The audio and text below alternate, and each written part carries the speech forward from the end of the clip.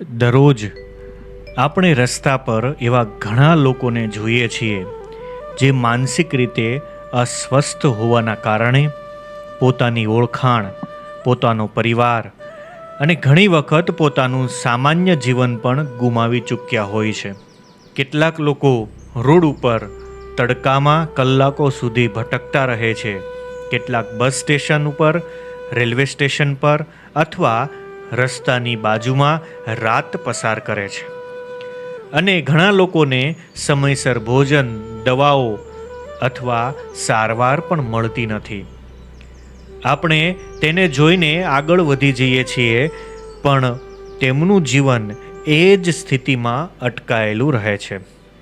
આ જ પરિસ્થિતિ બદલવાના સંકલ્પ સાથે 26 જાન્યુઆરી 2013થી માનવ પરિવાર ટ્રસ્ટના સ્થાપક અને પ્રમુખ શ્રી રાજેશભાઈ વઘાસિયાના માર્ગદર્શન હેઠળ માનવ પરિવાર ટ્રસ્ટ સતત માનવતાનું કાર્ય કરી રહ્યું છે.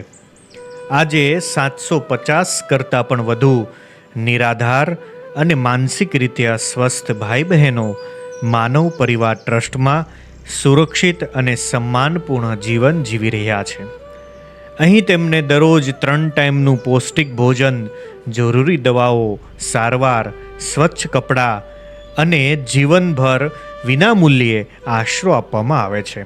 પરંતુ આ સેવા કાર્યને સાચા અર્થમાં સમજવાનો શ્રેષ્ઠ રસ્તો માત્ર તેના વિશે સાંભળવો નથી, પરંતુ એક વખત માનવ પરિવાર ટ્રસ્ટની રૂબરૂ મુલાકાત લેવાનો છે. જ્યારે આપ અહીં આવશો ત્યારે પોતાની આંખોએ જોઈ શકશો કે કેવી રીતે રસ્તા પર ભટકતા માનસિક રીતે અસ્વસ્થ ભાઈ બહેનોને ફરીથી એક સુરક્ષિત, સન્માનપૂર્ણ અને આશાભર્યું જીવન આપવાનો પ્રયાસ કરવામાં આવે છે.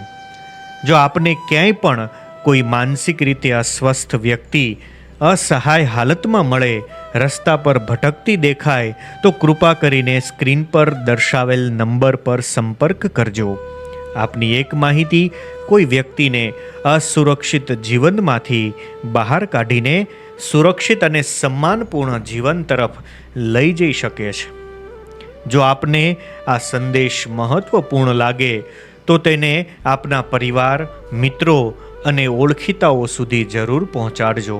કારણ કે જ્યારે સમાજ જાગૃત બને છે ત્યારે જ જરૂરતમંદ લોકો સુધી સમયસર મદદ પહોંચે છે.